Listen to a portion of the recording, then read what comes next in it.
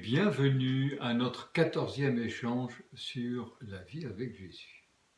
Alors, Papa Jean-Daniel, à notre dernier échange, tu nous as fait penser, tu nous as déclaré que notre être était composé de 3 dimensions: le corps que nous avons vu, l'âme que nous avons aussi vu et l'esprit. Alors, est-ce que tu pourrais nous expliquer ce que tu entends par l'esprit?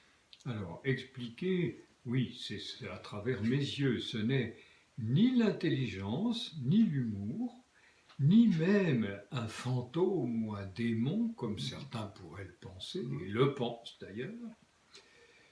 Dans la Bible, c'est la faculté que Dieu a donnée à sa créature humaine qu'il voulait à son image. En lui insufflant son souffle de vie, esprit et souffle sont d'ailleurs le même mot en hébreu, comme Dieu s'exprime de 3 manières différentes. Il s'exprime comme le Père créateur, il s'exprime comme le Fils sauveur Jésus et l'Esprit qualifié de consolateur. L'homme qui lui ressemble a 3 dimensions, lui aussi, le corps, l'âme et l'esprit, par lequel il communique, cet esprit par lequel il communique avec Dieu. Paul écrit aux Corinthiens dans la première lettre, chapitre 2 et versets 10 et 11, il dit ceci: « La sagesse de Dieu, mystérieuse et cachée, est révélée aux disciples de Jésus par l'Esprit Saint, car l'Esprit sonde tout, même les profondeurs de Dieu. » C'est impressionnant et beau. Alors, si je comprends bien ce texte, c'est grâce à l'Esprit Saint qui parle à mon esprit, si je le lui demande. Oui, parce que ça c'est indispensable. Que je peux connaître les choses de Dieu. Oui. Et ça me rappelle que Jésus, avant de rejoindre son Père, après sa résurrection, a soufflé son esprit sur les disciples pour leur ouvrir leur esprit qui était limité, leur ouvrir leur esprit pour qu'ils comprennent les Écritures, pour qu'ils comprennent tout l'enseignement qu'il leur avait donné pendant 3 ans. Mais l'homme qui ne connaît pas Dieu, a-t-il un esprit? Bien sûr, puisqu'il est aussi une créature de Dieu, humaine. Une créature humaine, mais son esprit ne pourra entrer en contact avec l'Esprit de Dieu que s'il lui est ouvert, s'il le désire. S'il cherche Dieu de tout son être, alors Dieu lui répondra, c'est certain. C'est mon assurance et celle la mienne aussi. De Mamie Evelyne. S'il reste fermé à l'esprit de vie, par contre, il n'en est pas moins influencé par d'autres esprits qui le maintiendront dans l'ignorance du vrai Dieu et donc le maintiendra dans la séparation d'avec Dieu. Ce qu'on appelle le péché. Voilà.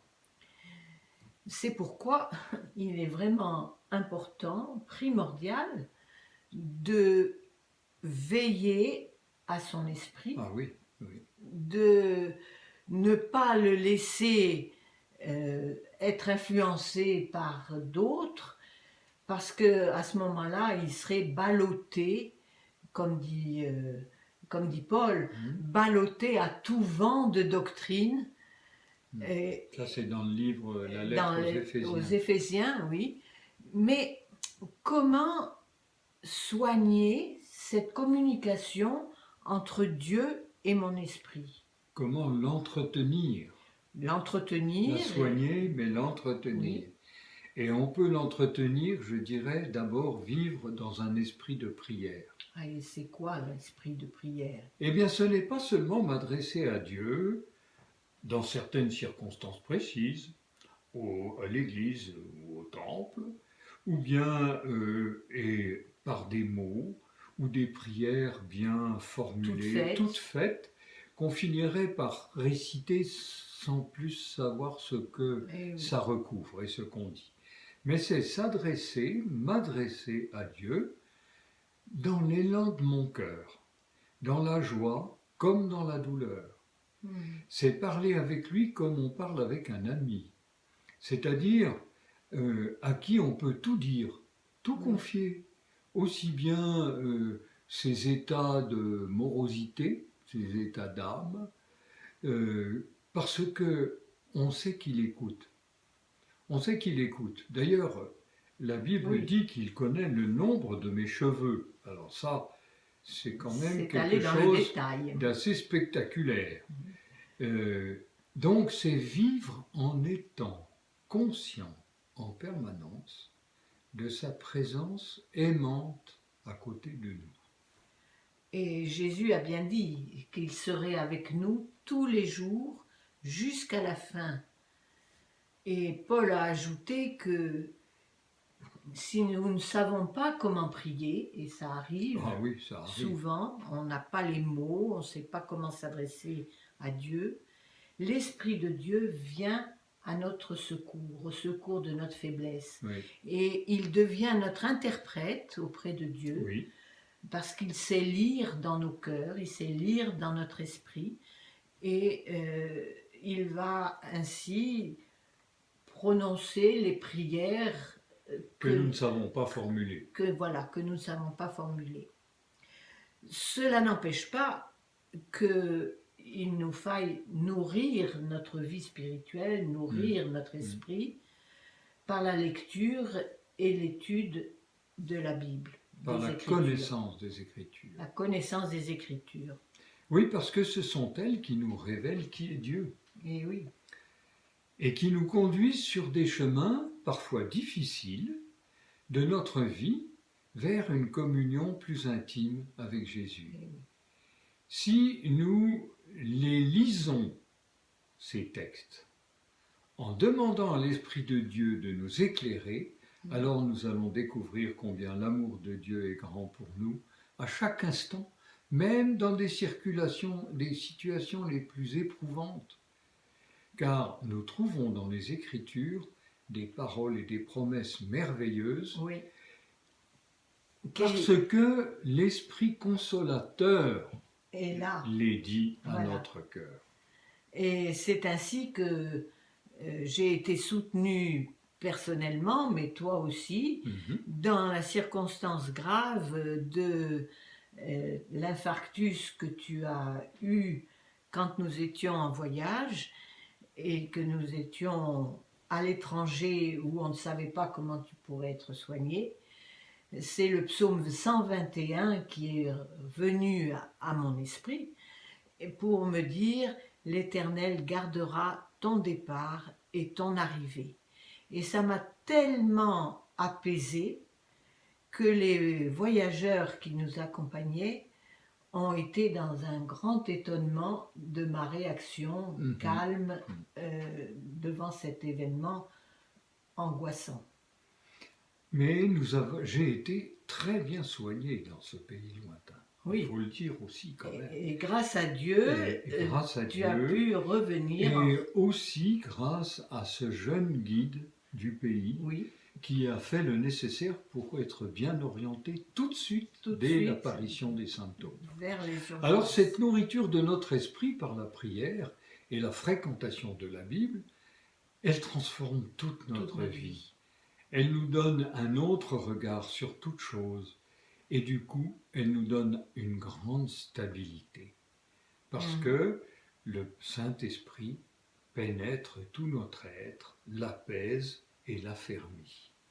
Alors je voudrais te montrer, pour résumer tout ce que nous venons de dire, 2 petits schémas qui vont... C'est moi qui vais le tenir pour faciliter à Mamie Evelyne le commentaire de ce petit schéma.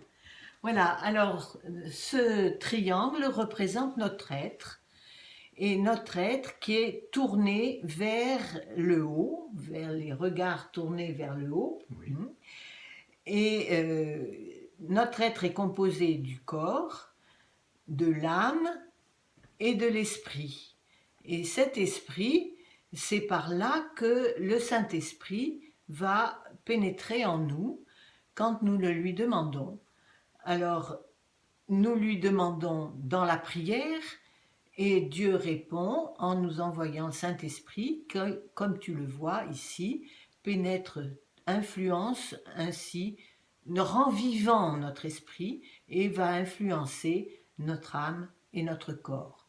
Et nous avons aussi, quand nous le demandons, nous cherchons dans la parole, dans les Écritures, à comprendre ce que l'Esprit a inspiré aux auteurs de la Bible et qui va nous inspirer à son tour pour nous. Et cela nous donne une grande stabilité parce que, comme tu l'as vu, la base est grande et solide. Alors que dans ce schéma, nous avons ce que représente l'être de l'homme qui est séparé de Dieu. Comme tu le vois ici, le Saint-Esprit plane au-dessus de lui, mais il n'y a pas de communication. Et dans cet homme, le corps et l'âme vont peser de tout leur poids sur l'esprit qui, sans le Saint-Esprit, est considéré comme mort. Seulement, cet esprit humain, accablé par le poids de son corps et de l'âme, va être influencé par tout un tas d'autres esprits qui vont venir, ce qui fait que comme la base est très très faible, il va osciller d'un côté et de l'autre sans trouver de stabilité ni de paix en lui-même. Alors Paul, à la fin d'une lettre, a prononcé une très belle bénédiction. C'est à la fin de la lettre aux Thessaloniciens, au chapitre 5, le verset 23, qui dit ceci, « Que le Dieu qui donne la paix vous sanctifie tout entier. » Vous sanctifie, c'est-à-dire vous met à part et vous attache à Dieu. « Qu'il garde tout votre être, l'esprit, l'âme et le corps, sans tache, pour le jour où viendra le Seigneur Jésus. Amen. Celui qui vous appelle, Dieu, accomplira cela lui-même, car il est fidèle et qu'il l'a promis. Que le Seigneur te bénisse et te garde dans sa paix, éclairé par son Esprit Saint. Et nous disons à la prochaine si tu le veux bien, cher ami qui nous visite. Au revoir. Au revoir.